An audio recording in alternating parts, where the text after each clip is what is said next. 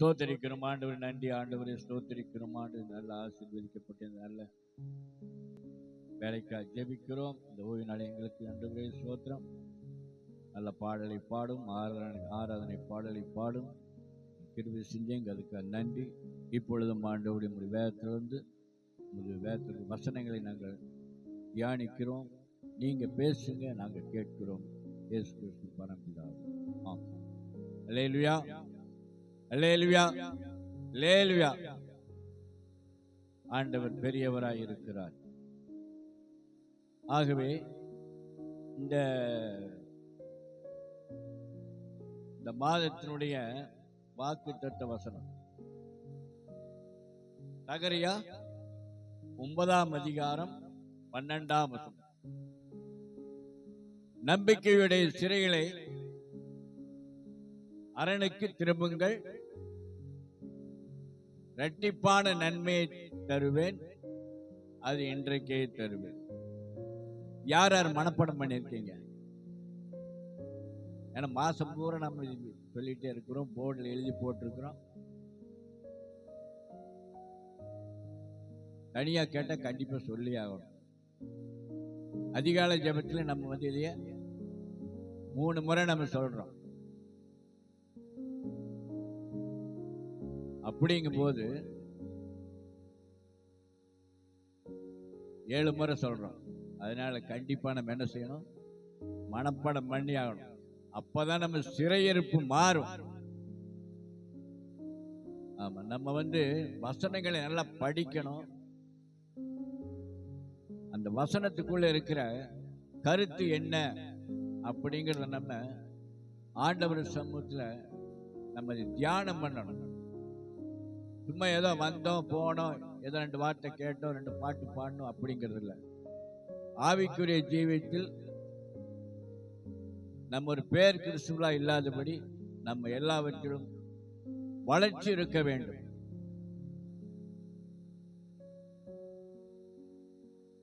அதனால வளர்ச்சி என்று சொன்னால்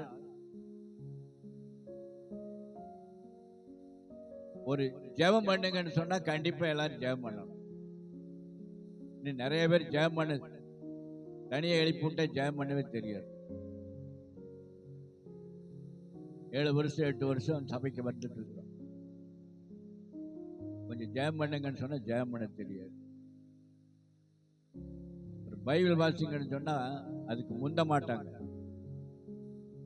அவங்க படிப்பாங்க, இவங்க படிப்பாங்க. ஜெபம் பண்றதுக்கு அப்படிதான்.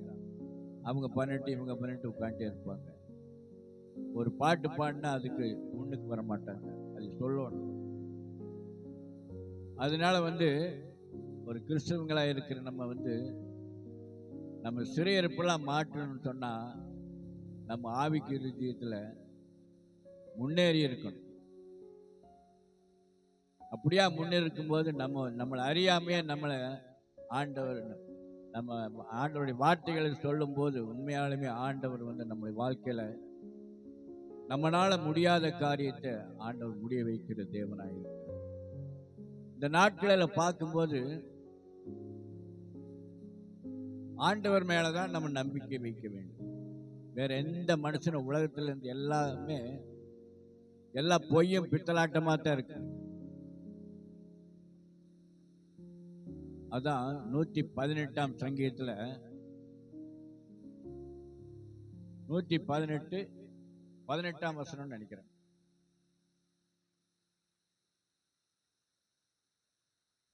அது இல்லம்மா, மனுஷனை நம்புவதை பார்க்கிலும் கற்றர் பேரில் பற்றுதலாய் இருப்பதே நலம். இது வேதத்துல நடு பாகத்துல இந்த வார்த்தை இருக்கு. இந்த பக்கம் 66 புஸ்தகம் இருக்குது. வேதத்துல 66 புஸ்தகத்துல நடு பாகத்துல இருக்குது. அது கண்டிப்பா அது நமக்கு ஒரு எச்சரிக்கையாக இருக்கிற வார்த்தையா. மனுஷனை நம்புவதை பார்க்கிலும் கர்த்தர் பேரில் பற்றுதலாய் இருப்பதே நலம். ஆண்டவர் மேல நம்பிக்கையா இருக்கும்போது நம்மளுக்கு வரக்கூடிய எல்லா விதமான பிரச்சனைகள் எல்லாவற்றையும் ஆண்டவர் தீர்க்கிற தேவனாய் இருக்கிறார். அதிலிருந்து முடிவு கட்டுற தேவனாய் இருக்கிறார். ஆகவே ஆண்டவர் மேல நம்ம நம்பிக்கையா இருக்கணும். சிறையிருப்பு என்றால் என்ன? பாதுகாப்பு. சிறைகள் என்றால் சிக்குதல். நம்ம எங்க மாட்டிக்கிறோம், நம்மளை அறியாம போய் மாட்டிக்கிறோம், அதுல இருந்து மீள முடியாம இருக்கிறது, அதுல ஜெயம் எடுக்க முடியாம இருக்கிறது. நம்மளை அறியாம திடீர்னு போய் சிக்கிடுவோம். நம்ம அப்படி என்னதான் நீங்க வெளியில வர ஆசைப்பட்டாலும் அது அவ்வளவு சீக்கிரம் கூடாது. அந்த சிக்கல்ல இருந்து வெளியே வரணும்னா ஆண்டவன் நம்ம தேடும் போது ஆண்டவன் இந்த சிக்கல்ல இருந்து நமக்கு விடுதலை கொடுக்கிற தேவனாய் இருக்கிறார். அரண் என்றால் பாதுகாப்பு. அரண் என்றால் பாதுகாப்பு. அந்த பாதுகாப்பு எங்க இருக்குன்னா ஆண்டவர் சமூகத்துல தான் இருக்கு. அவரை தேடி வரணும். முதல்ல ஆண்டவரை நம்பணும். அடுத்தபடியாக அந்த அரண்லேருந்து நம்ம வெளியே வரணும்னு சொன்னா ஆண்டவருடைய பாதுகாப்பு. ஆண்டவரை தேடி நம்ம ஆண்டவரை நம்பணும், ஆண்டவரை தேடணும். அப்ப நம்மளுக்கு அந்த இடத்துல ஒரு பெரிய சமாதானம், விடுதலை. அதுக்கப்புறம் என்ன செய்யறாரு? சமாதான விடுதலை கொடுத்து நம்ம என்ன பண்றாரு? ஆண்டவரை நமக்கு இரட்டிப்பான ஆசீர்வாதத்தை கொடுக்கிறார். இரட்டிப்பான ஆசீர்வாதத்தை ஆண்டவர் கொடுக்கிறார். ஒரு ஆசீர்வாதம் இல்லை, ரெண்டு ஆசீர்வாதம் இல்லை. சிங்கக்குட்டிகள் தாழ்ச்சி இந்த பட்டினியாக்கு கர்த்தரை தேடுவதற்கு ஒரு நன்மையும் குறையக்கூடாது. ஒரு நன்மையும் குறையக்கூடாது. முதலாவது தேவனுடைய ராஜ்யத்தையும் அவருடைய நீதியையும் தேடுங்கள், பின்பு எல்லாம் உங்களுக்கு கூட கொடுக்கப்படும். இரட்டிப்பான ஆசீர்வாதங்களை ஆண்டவர் கொடுக்கிற தேவனாய் இருக்கிறார். அது எப்ப கொடுக்கிறாராமா? உடனே கொடுக்கிறார். அந்த வசனம் ரொம்ப ரொம்ப ஒரு நல்ல ஒரு அருமையான வசனமா இருக்கு. ஆண்டவர் நம்மளுக்கு ஒரு சிக்குதல் இருந்து விடுதலை கொடுக்கிறார், அவர் பாதுகாக்கிறார், அவர் ஆசீர்வதிக்கிறார், அது உடனே செய்கிறார். இந்த சகரியா 9:12 ஒரு நல்ல ஒரு நம்மளுக்கு ஒரு நல்ல ஒரு அருமையான வசனமா இருக்கு. அதன்படி நடக்கிற பிள்ளைகளை ஆண்டவர் ஆசீர்வதிப்பார். சிறைகள் என்றால் இன்னைக்கு நம்ம வாழ்க்கையில என்ன பண்றோம்னா கடல்ல சிக்கிட்டு இருக்கிறோம். இன்னைக்கு எங்க பார்த்தாலும் கடன். யாராவது வாங்காம இருக்கிறீங்களா? கடன் வாங்காம இருக்கிற கை இருக்கு பார்க்கலாம். கடன் பேங்க்ல இருந்தாலும் சரி, எங்க இருந்தாலும் சரி. அப்போ கடனுங்கிறது ஒரு மனுஷனை ரொம்ப மனுஷனை உருக்கி போடும். கொலகாரனை நம்பிடலாம், எதுக்கால வரும்போது அவனை பார்த்துட்டு போகலாம். ஆனா கடன்காரனை பார்த்தா நம்ம ஒளிஞ்சிட்டு போவோம். மழையிலையா? அதனால கடன் என்னைக்குமே வாங்கக்கூடாது. சரி, அப்படியே வாங்கிட்டோம். அப்ப நம்ம என்ன செய்யணும்? இதெல்லாம் ஒரு பெரிய சிறையிருப்பு நம்ம வாழ்க்கையில. ஆண்டவரே, நீங்க சொல்லி இருக்கிறீங்க, நீயோ கடன் வாங்க, நீ கடன் கொடுப்பாய், கடன் வாங்காதிருப்பாய், நீங்க சொல்லி இருக்கிறீங்க. இந்த வசனம் நான் சொல்றேன், என் வாழ்க்கையில வார்த்தையை நீங்க என் வாழ்க்கையில நிறைவேற்றி கொடுங்க. நான் இனிமேல் கடன் வாங்கக்கூடாது ஆண்டவர். கடனை கட்டுவதற்கு எனக்கு ஒரு வழிவாசலை திறங்கன்னு சொல்லி ஆண்டவர் சமூகத்துல, ஆண்டவரை நம்பி ஆண்டவர் சமூகத்தில் நம்ம ஆண்டவரை தேடும் போது ஆண்டவர் நம்முடைய அந்த சிறையிருப்பை மாற்றுகிறார். அல்லேலூயா. கடன் என்கிற சிறையிருப்பை மாற்றுகிற தேவனாயிருக்கிறார். அதனால கடன் ஒரு பெரிய பிரச்சனை. சரி, அந்த கடனை நம்ம எப்படி அந்த கடனை நம்ம ஆண்டவர் அதை மன்னிக்கணும். நம்ம கடன் வாங்குறத ஆண்டவர் மன்னிக்கணும் அப்படின்னு சொன்னா அவர் எப்படி மன்னிப்பார்? அவர் எப்படி மன்னிப்பார் சொல்லுங்க, தெரியுமா?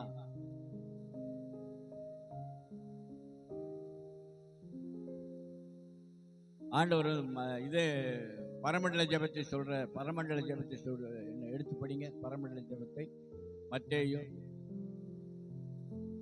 6ஆம் அதிகாரத்துல 12ஆம் வசனம் படிங்க. எங்கள் கடனாளிகளுக்கு நாங்கள் மன்னிக்கிறது போல எங்கள் கடன்களை எங்களுக்கு மன்னிக்கும். அச்சா, அப்ப நம்ம முதல்ல ஆண்டவர் சொல்லி இருக்கிறாரு, நம்ம எங்காவது கடன் கொடுத்திருந்தா நம்ம கண்டிப்பா நம்ம மற்றவங்களுக்கு மன்னிச்சாதான் நம்மளுக்கு ஆண்டவர் மன்னிக்குவார். அல்லேலூயா. நம்ம கடன் வாங்கிட்டு நம்ம மற்றவங்களுக்கு கடன் கொடுத்துட்டு நம்ம போய் அதை மன்னிக்காம, ஆண்டவரே என்னுடைய கடனை மன்னிங்கன்னா மன்னிக்க மாட்டோம். அதனால கண்டிப்பா நம்ம என்ன செய்யணும், நம்ம மற்றவங்களுக்கு மன்னிக்கும் போது ஆண்டவர் நம்மளுக்கு மனசு இறங்கி நம்முடைய கடனை ஆண்டவர் தீர்க்கிற தேவனாக இருக்கிறார்.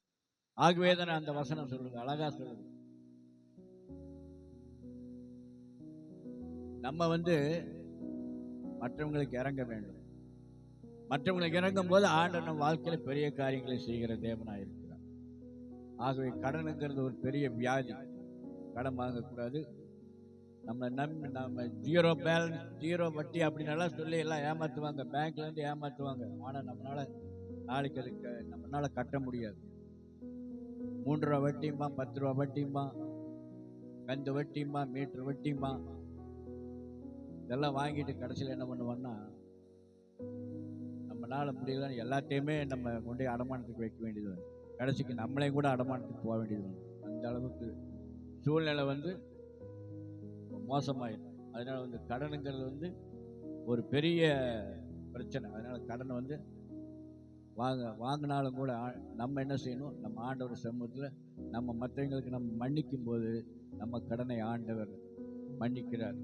அவர் சமூகத்தில் போய் ஆண்டவரே நான் மற்றவங்க கடனை மன்னிச்சுட்டேன், நான் மற்றவங்களுக்கு கொடுத்தேன், அதை நான் மன்னிச்சுட்டேன், நீங்கள் எனக்கு மன்னிங்க ஆண்டவரேன்னு சொல்லி கேட்கும்போது ஆண்டவர் மன்னிக்கிற தேவனாக இருக்கிறார். அல்லேலூயா.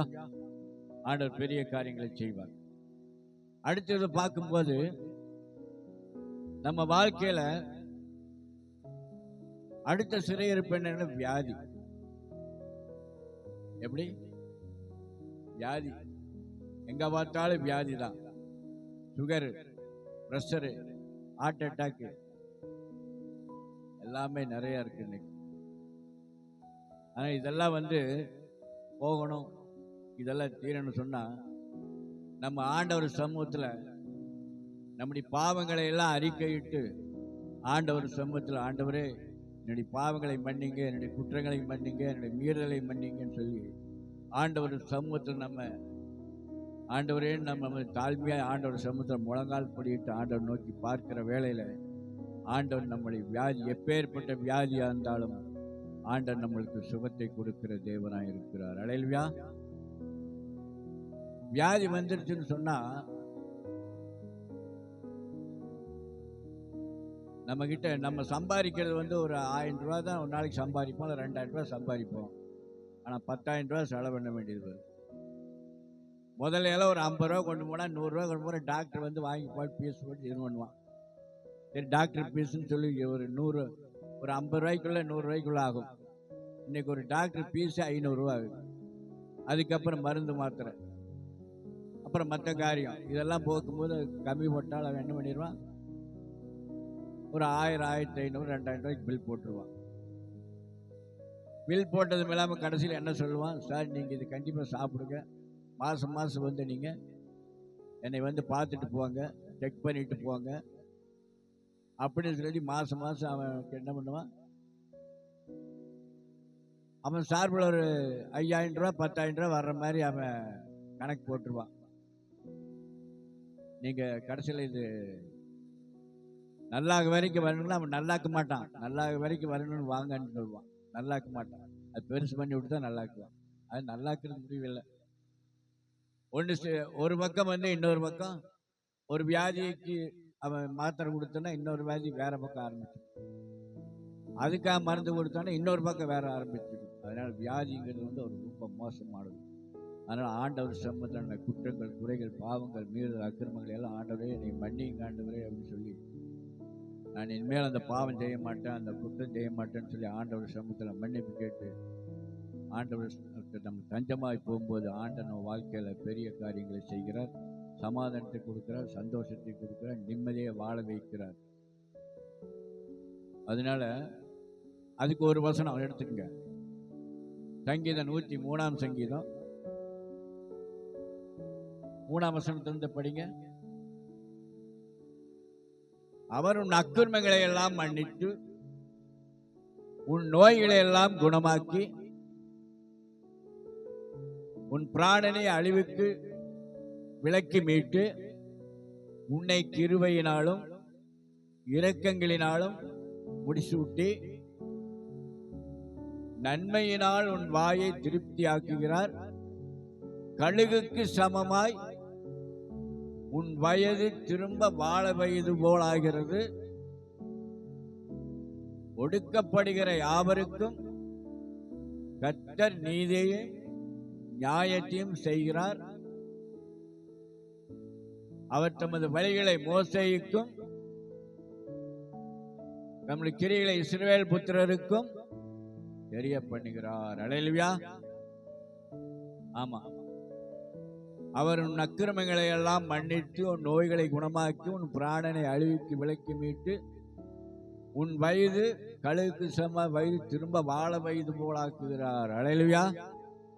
ஆமா, அப்ப ஆண்டவர் சமூகத்தில் நம்ம இதெல்லாம் ஒரு பெரிய சிறையிருப்பு, இதெல்லாம் ஒரு பெரிய பிரச்சனை நம்ம குடும்ப நம்ம வாழ்க்கையில இதெல்லாம் இருக்கு. அதனால பாவம் செய்யும் போது பாவம் செய்யற இடத்துல என்ன ஆகும்? வியாதி வந்துடும்.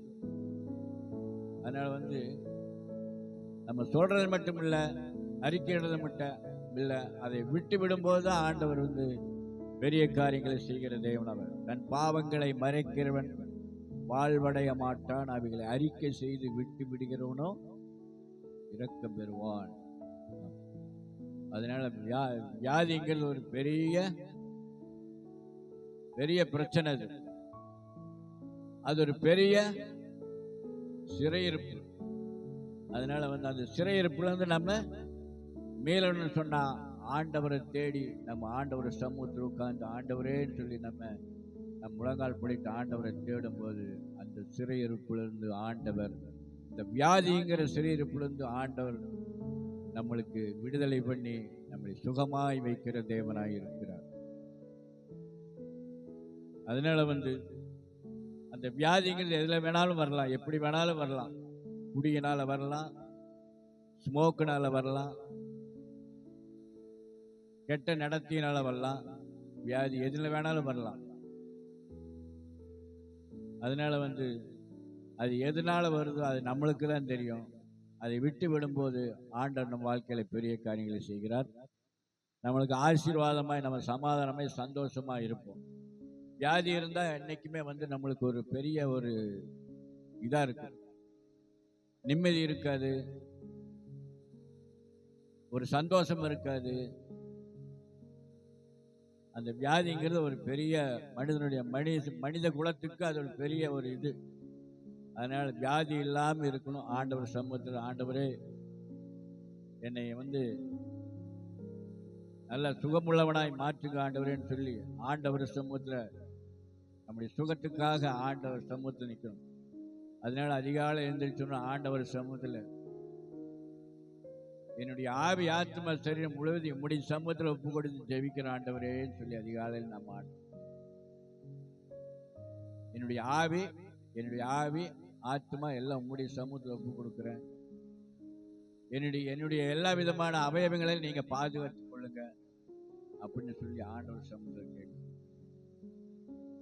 உச்சியிலிருந்து உள்ளாங்கால் வரைக்கும் இருக்கக்கூடிய எல்லாம் நாடி நரம்பு எலும்பு தசை ஊனுகளுக்குள்ள உங்களுடைய வல்லமை கடந்து வரட்டு ஆண்டவர், எனக்கு சுகத்தை கொடுங்கன்னு கேட்க. அப்படியா இருக்கும்போது ஆண்டவர் சமூகத்தில் நம்ம தஞ்சமாய் நம்ம கேட்கும்போது ஆண்டவர் பெரிய விடுதலை கொடுத்து சந்தோஷத்தை வைக்கிறான். வியாதி ஒரு பெரிய பிரச்சனை. அடுத்த பிரச்சனை, அடுத்த சிறையிருப்பேன்னு சொன்னா குழந்தை இல்லா திண்டாட்டம். அது பெரிய சிரமம். அதனால குழந்தைகள் இல்லைன்னு சொன்னா கண்டிப்பா நம்ம என்ன செய்யணும்? ஆண்டவர் சமூகத்தில், ஆண்டவரே எனக்கு ஒரு குழந்தை பாக்கியத்தை கொடுங்க அப்படின்னு சொல்லி ஆண்டவர் சமூகத்துல குழந்தை மற்ற எந்த அதான் முதலே சொல்லிட்டு நான் என்னன்னு எந்த மனுஷனை நம்பக்கூடாதுன்னு சொல்லிட்டேன். மனுஷனை நம்புவதை பார்த்தும் கர்த்தர் பேரில் பற்றுதலா இருப்பது நலன்னு சொல்லிட்டேன். அதனால குழந்தை வேணும்னு ஆண்டவர் சமூகத்தில் தான் வரும். உலகத்துல பணம் இருந்தா நம்ம எல்லாத்தையும் வாங்கிக்கலாம். வீடு வாங்கலாம், சொத்து வாங்கலாம், சுகம் வாங்கலாம், எல்லாமே வாங்கலாம். அம்மா அப்பாவை தவிர எல்லாமே வரும். அம்மா அப்பா கூட ரெடிமேடில் கூட நிறுத்திடுவான். அம்மா அப்பாவையும் கூட ரெடிமேடில் கூட நிறுத்திடுவான். ஆனா அதே சமயத்துல குழந்தை பாக்கியங்கிறது ரொம்ப அது கர்த்தரால் வரும் சுதந்திரம். கற்பத்தின் கனி அவரால் கிடைக்கும் பலன் என்று சொல்லுது. அந்த ஆசீர்வாதம் அது பரத்திலிருந்து தான் வரணும். அது ஆண்டவருடைய சன்னிதானத்திலிருந்து தான் வரக்கூடியது குழந்தை பாக்கியம். ஆனால் அந்த குழந்தை பாக்கியத்துக்காக குழந்தை தேவைப்படுறதுங்கிற நம்ம என்ன சொல்லலாம்? சங்கீதம் 113 சங்கீதம் 113 9ஆம் வசனத்தை எடுத்து படிங்க. மலடையை சந்தோஷமான பிள்ளை சாட்சியாக்கி வீட்டிலே குடியிருக்க பண்ணே. அல்லேலூயா, ஆமென். இந்த வார்த்தையை நம்ம சொல்லி, ஆண்டவரே என்னுடைய சரீரத்தில் இப்படிப்பட்ட ஒரு பலவீனம் இருக்கு, நான் இந்த மாதிரி என்னுடைய சரீரத்தில் ஒரு குழந்தை பாக்கியம் எனக்கு கிடைக்காத சூழ்நிலை, என்னுடைய சரீரம் இந்த மாதிரி சூழ்நிலை இப்படி இருக்குது, அதை எனக்கு மாற்றி அமைச்சு கொடுங்கன்னு சொல்லி இந்த வசனத்தை சொல்லும் போது உண்மையாலுமே ஆண்டவர் அந்த வசனத்தின் பிரகாரமே, ஆண்டவரே இந்த வீட்டில் என்னைய குழந்தை பாக்கியத்தை மகிழ வையும் ஆண்டவரேன்னு சொல்லி ஆண்டவர் சமூகத்தில் கேட்கலாம். அப்படியா கேட்கும்போது ஆண்டவர் ஒரு குழந்தை பாக்கியத்தை கொடுப்பார். அல்லேலூயா. நீங்க அங்கேயும் இங்கேயும் போய் அலைஞ்சிட்டே போய் எங்கேயோ போய் அலைஞ்சிட்டு இருக்க வேண்டாம். வீட்டில் உட்கார்ந்து நம்ம ஆண்டவர் நோக்கி நம்ம, ஆண்டவரே எனக்கு இந்த ஆசீர்வாதத்தை கொடுங்க, இந்த பாக்கியத்தை கொடுங்க. அது எங்கேயும் யார் என்ன சொன்னாலும், எந்த மனுஷனுக்கு யார் சொன்னாலும் அது கிடைக்காது. எப்பேற்பட்ட ஆட்கள் சொன்னாலும், எப்பேற்பட்ட பக்திவான்கள் சொன்னாலும் கிடைக்காது. நம்ம முழங்கால் போட்டு ஆண்டவர் சமூகத்தில் கண்ணீரோடு ஜெபம் பண்ணும்போது அந்த ஆசீர்வாதத்தை ஆண்டவர் கொடுக்கிறார். அல்லேலூயா. அந்த வசனத்தை படிமா, பிள்ளைகளுக்குள்ள வசனத்தை. மலடியை சந்தோஷம் இல்லை கர்த்தர் பிள்ளைகள் கர்த்தரால், இதோ பிள்ளைகள் கர்த்தரால் வரும் சுதந்திரம், கற்பத்தின் கனி அவரால் கிடைக்கும் பலன். அவரால் கிடைக்கிற பலன். அதனால குழந்தைகள் நம்ம அப்ப அந்த குழந்தைகள் நம்மளுக்கு கிடைச்சதுன்னு சொன்னா ஆண்டவருடைய வழியில நம்ம வளர்க்க வேண்டும். அதை நம்ம ஆண்டவருடைய வசனங்களுக்கு தகுந்த மாதிரி நம்ம வளர்த்தி அதை கரையை சரியானபடி கொண்டு வரும்போதுதான் அந்த குழந்தைக்கு பின்னால என்ன பண்ணணும்னா வேதத்தை படிக்கும், ஜெபம் பண்ணும், ஆலயத்துக்கு வரும். கெட்ட பழக்கத்துல இருந்தா அந்த வசனம் அவங்களுக்குள்ள போய் கிரியை செய்ய ஆரம்பிக்கும். ஐயோ, நம்ம செய்யற தப்பு, செய்யக்கூடாது, நம்ம இந்த வேதத்தை படிச்சிருக்கிறோம், ஊழியக்காரர்களா சொல்லி இருக்கிறாங்கன்னு சொல்லி. அதனால நம்ம ஆண்டவருடைய பிள்ளைகளுக்கு குழந்தை பாக்கியம் இல்லைன்னு சொன்னா அந்த வசனங்களை எல்லாம் சொல்லி நம்ம ஜெபம் பண்ணணும். அதான் அந்த வசனத்தை இன்னொரு படிச்சிருக்கேன். சங்கீதம் 113:9. மலடியை குழந்தை சந்தோஷமா பிள்ளை தாட்சியாக்கி வீட்டிலே மகிழ பண்ணுவான்னு சொல்லுது. அப்போ எனக்கு இப்படிப்பட்ட ஒரு ஆசீர்வாதத்தை கொடுங்க அப்படின்னு சொல்லி நம்ம ஜெபம் பண்ணும்போது அந்த வார்த்தையை சொல்லி ஜெபம் பண்ணுங்க. ஆண்டவர் உடனே நம்ம வாழ்க்கையில நம்ம கண்ணீரை தொடிப்பார், கவலைகளை மாற்றுவார், குழந்தை பாக்கியத்தை கொடுப்பார், சந்தோஷமா வைப்பார், சமாதானமா வைப்பார். அல்லேலூயா. நம்ம ஆண்டவர் பெரிய காரியங்களை செய்யணும். சரி, அடுத்த சிறையிருப்பு என்ன? நமக்கு இதெல்லாம் ஏன்னா இதெல்லாம் நம்ம வாழ்க்கையில நம்மளுக்கெல்லாம் தேவைப்படுகிறது. நம்ம எதில் சிக்கிட்டு இருக்கிறோம் அதெல்லாம் விடுதலை ஆகணும்னு தான் இன்னைக்கு நான் சொல்லிட்டு வரேன். அதில் அடுத்த சிறையிருப்பு என்ன? வீடு வேணுமா வேண்டாம்? ஒரு மனுஷன் வாழ்றதுக்கு கண்டிப்பா ஒரு வீடு. அப்போ வீடு இல்லாமல் இன்னைக்கு வாடகை வீட்டில் இருக்கிறது, போக்கி இருக்கிறது, எல்லாமே இருக்கிறது கரெக்டு தான். ஏதோ குறிப்பிட்ட நாள் இருக்கலாம். அதுக்கு மேலே நம்ம என்ன பண்ணணும்? அதுலேருந்து அப்படியே மேலே படிப்படி. எங்களுடைய வாழ்க்கையெல்லாம் அப்படிதான். முதல்ல 60 ரூபா வாடகைக்கு இருந்தோம். அல்லேலூயா. எத்தனை வாடகை? 60 ரூபா வாடகை. அந்த 60 ரூபா வாடகை எப்படி கட்டுவோம்னா, டெய்லி 2 ரூபா 3 ரூபா அப்படியா இருந்து கடைசியில் என்ன பண்ணா, அந்த வாடகை வீடெல்லாம் கொஞ்சம் படிப்படியாக அது ஒரு 4-5 வருஷம் அப்படி இருந்து அந்த 60க்கு மேலே அப்புறம் மறுபடியும் 500 1000 வந்துச்சு. ரைட்டு, அதெல்லாம் முடிஞ்சு அப்புறம் கொஞ்சம் போக்கியத்துக்கு வந்துட்டோம். எப்போ 20,000 40,000 கடைசியில் 35,000 ரூபா போக்கியத்துக்கு. அதுக்கப்புறம் தான் ஆண்டவர் இங்கே கொடுத்த இந்த வீட்டை கொடுத்துருக்காரு. 35,000 ரூபா போக்கியம்.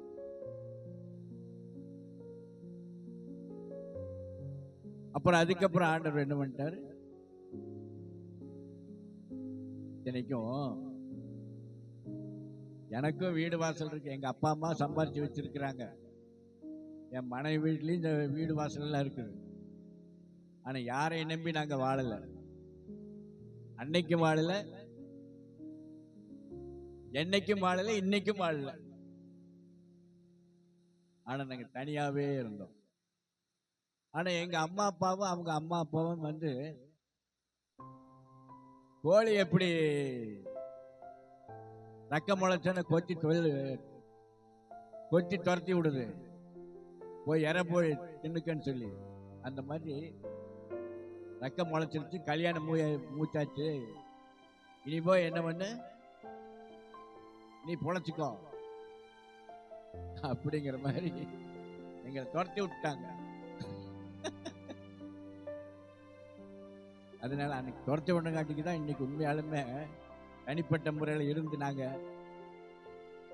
அந்த வாழ்ந்து இந்த அளவுக்கு ஆண்டவர் நம்ம செய்தோம். அப்புறம் கடைசியில் ஆண்டவர் எங்க கூடயே இருந்தார். ஏன்னா ஆண்டவரை நம்பி இருக்கிறோம், ஆலயத்துக்கு போறோம், வார்த்தையின்படி நடக்கிறோம், ஆண்டவருக்கு செவி கொடுக்கிறோம், ஆண்டவரே தஞ்சம் நிற்கிறோம்.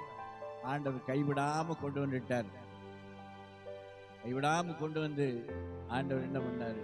3 பிள்ளைகளை படிக்க வச்சார். 3 பிள்ளை டிகிரி படிக்க வச்சார்.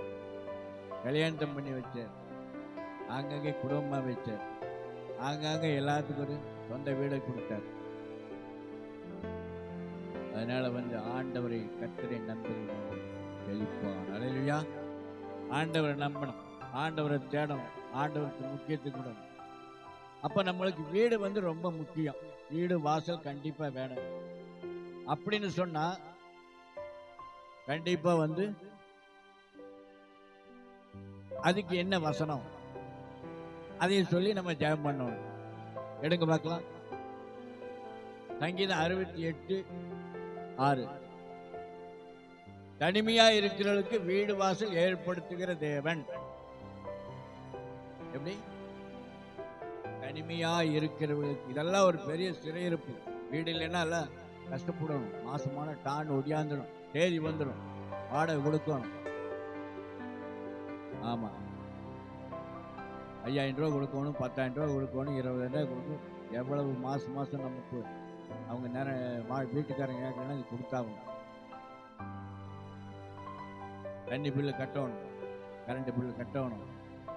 இந்த பிரச்சனைகள்லாம் இருக்கு.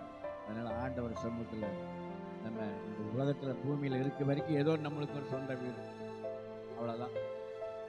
அதனால தான் இன்னைக்கு நிறைய பேர் என்ன பண்ணுவாங்கன்னா, வீடு மட்டும் கேட்பாங்க,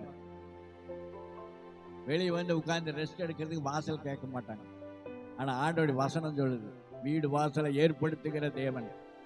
ஆண்டவரே, வீடு வாசலை ஏற்படுத்துகிற தேவன் நீங்க, எனக்கு வீடு வாசலை ஏற்படுத்துங்க. நான் வாடகை வீட்டில் இருக்கிறேன், போக்கியத்துக்கு இருக்கிறேன், எனக்கு இந்த சிறையிருப்பை மாற்றுங்க அப்படின்னு சொல்லி நம்ம ஜெபம் பண்ணோம். அப்படி சொல்லி ஜெபம் பண்ணும்போது ஆண்டவர் உடனே நம்மளுக்கு என்ன பண்றாரு? ஆண்டவர் நம்ம வாழ்க்கையில அப்படியே நம்மளுக்கு வீடு வாசலை கொடுத்து நம்மளை மகிழ வைக்கிற தேவனாய் இருக்கிறார். அடுத்தபடியாக கணவன் மனைவி இதெல்லாம் ஒரு பெரிய சிறையிருப்பு. கல்யாணமாக இருக்கிறோம்ல, அப்படிங்கும்போது ஆண்டவர் சமூகத்தில் நம்ம ஆண்டவர்கிட்ட கேட்கணும், ஆண்டவரே தனிமையா இருப்பது நல்லதல்ல, ஏற்ற துணையை உண்டு பண்ணுவேன்னு சொல்லி இருக்கிறீங்க, ஏற்ற துணையை உண்டு பண்ணுங்க ஆண்டவர்னு சொல்லி பையனுங்களும் சொன்னோம், பிள்ளைகளும் சொல்லி ஜெபம் பண்ணணும். ஆமா. அப்புறம் நல்ல புத்திசாலியான மனைவி கொடுங்கன்னு கேட்கணும். புத்தியுள்ள மனைவி கர்த்தர் மீது. அதனால அப்படியா ஒவ்வொருத்தரும் ஒவ்வொரு விதமா நம்முடைய மனசுக்கு எப்படியெல்லாம் கணவன் வேணும், எப்படி மனைவி வேணும் அப்படிங்கிறதெல்லாம் நம்ம ஆண்டவர் சமூகத்தில் நம்ம ஒரு குறிப்பை எடுத்து வச்சு நம்ம ஜெபம் பண்ணும்போது ஆண்டவர் அந்த சிறையிருப்பை மாற்றுவார். அல்லேலூயா. கணவன் இல்லாதவனுக்கு மனைவி கொடுப்பார், மனைவிக்கு கணவன் கொடுப்பார், கணவனை கொடுப்பார். அதனால நம்ம என்ன சொல்லணும்னா, ஆண்டவரே தனிமையா இருப்பது நல்லதல்ல, ஏற்ற நேரத்துக்காக ஏற்ற துணை எங்க கொண்டு வச்சிருக்கிறீங்க எனக்கு தெரியாது ஆண்டவரே, துணை எங்களை காட்டுங்க, இதை கொண்டு வந்து சேர்த்துங்கன்னு சொல்லி ஆண்டவர் சமூகத்தில் நம்ம நிற்கும் போது ஆண்டவர் அதை அப்படியே அந்த வார்த்தையை பழிக்க செய்கிற தேவனாயிருக்கிறார். என் 2வது பிள்ளைக்கு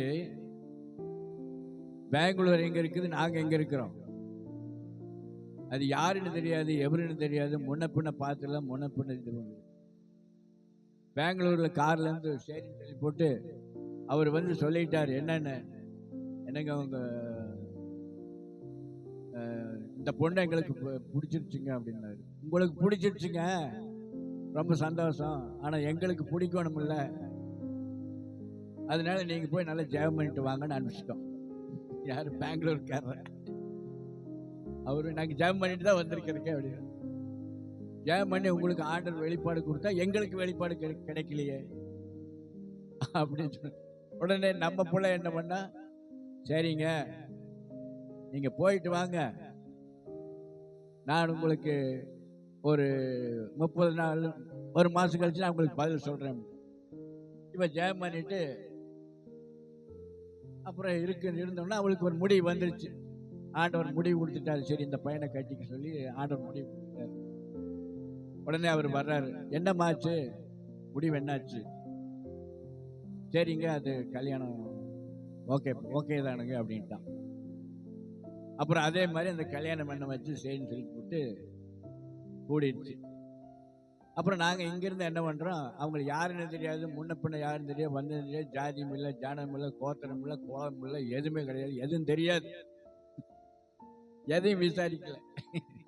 ரைட் வந்தாச்சு, பொண்ணு மாப்பிள்ளை வீட்டுக்கு போகலாம் அப்படின்னு சொல்லிட்டு கார் எடுத்துட்டு கிளம்பிட்டோம். ஒரு கூட்டமாக போகுது, ஒரு 10 20 30 பேர் சேர்ந்து.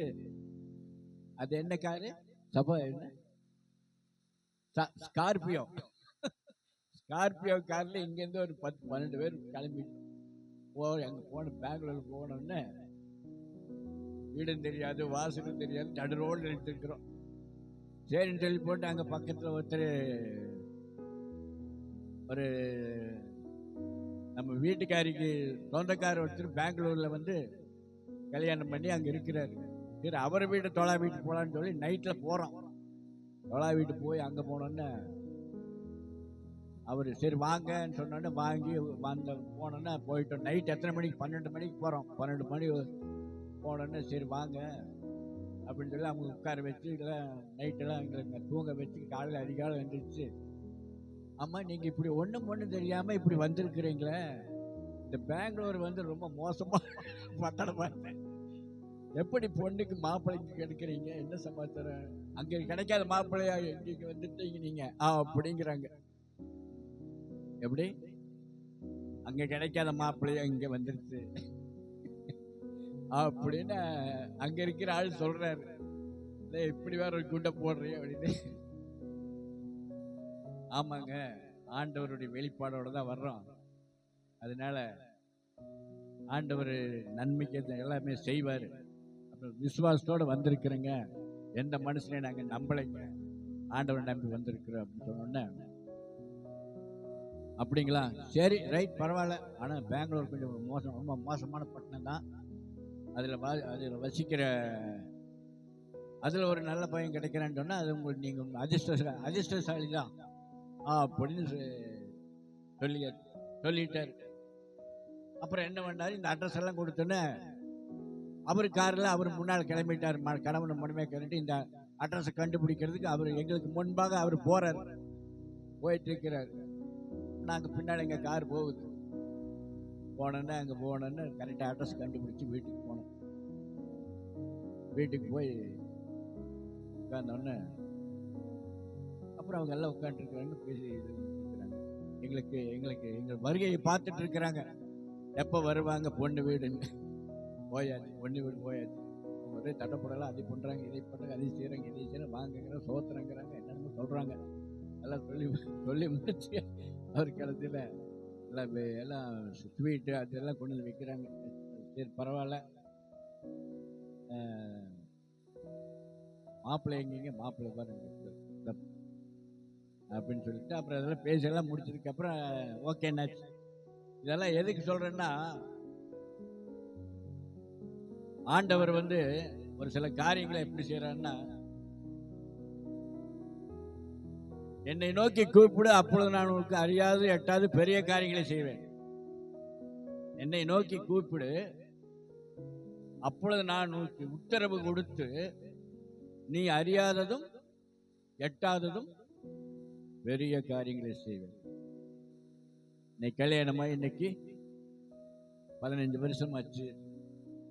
ஆண்டவருக்கு வர நல்லபடியா இருக்கிறாங்க, சந்தோஷமா இருக்கிறாங்க, வாழ்க்கை நல்லா இருக்குது. அதை கண்டு சந்தோஷம். ஆண்டவருக்கு மகிமை, எங்களுக்கு சந்தோஷம். அல்லேலூயா.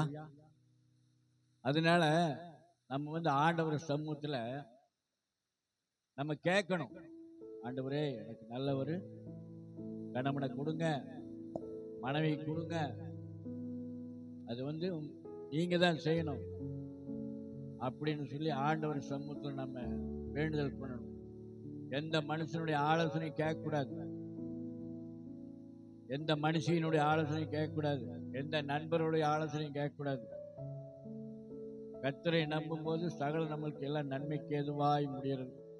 ஆண்டவர் வைக்கிற தேவனாய் இருக்கிறார்.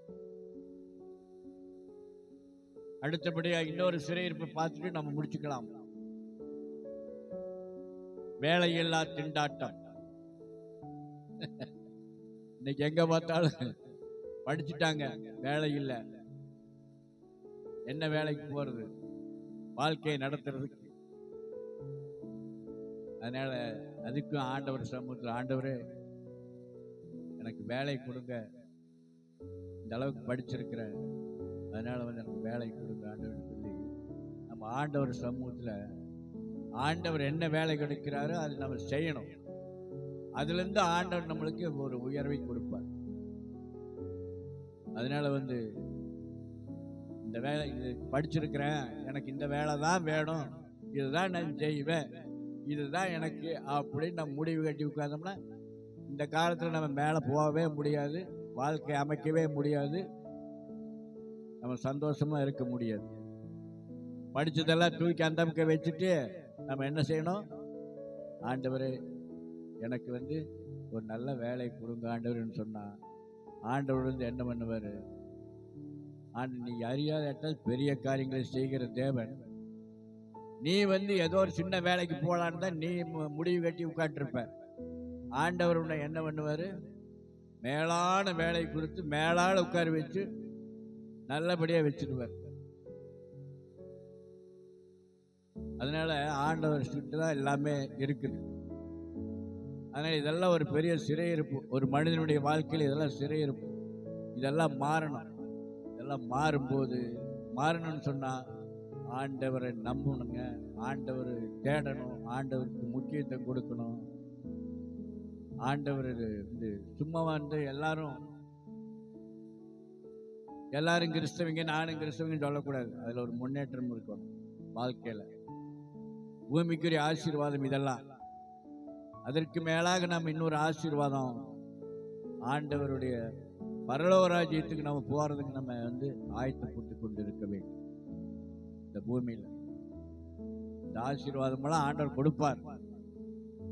ஆனா கர்த்தரை தேடும் போது ஆண்டவர் எல்லா இந்த காரியங்களை எல்லாம் நன்மைக்கு ஏதுவாய் நடத்தி கொடுக்கிற தேவனாயிருக்கிறார். எல்லா சிறையிருப்பை எல்லாம் மாற்றி ஆண்டவர் எல்லாமே சாதகமாய் மாற்றி கொடுத்து இந்த இம்மைக்குரிய ஆசீர்வாதம், மகிமைக்குரிய நித்திய ஜீவனை கொடுத்து அந்த பரலோக ராஜ்யத்தை கொடுக்கிறார். அல்லேலூயா. அதனால அதான் இந்த வசனம், நம்பிக்கையுடைய சிறைகளை அரணுக்கு திரும்புங்கள். நம்மள என்ன பண்ணணும்? ஆண்டவரை நோக்கி பார்க்கணும்.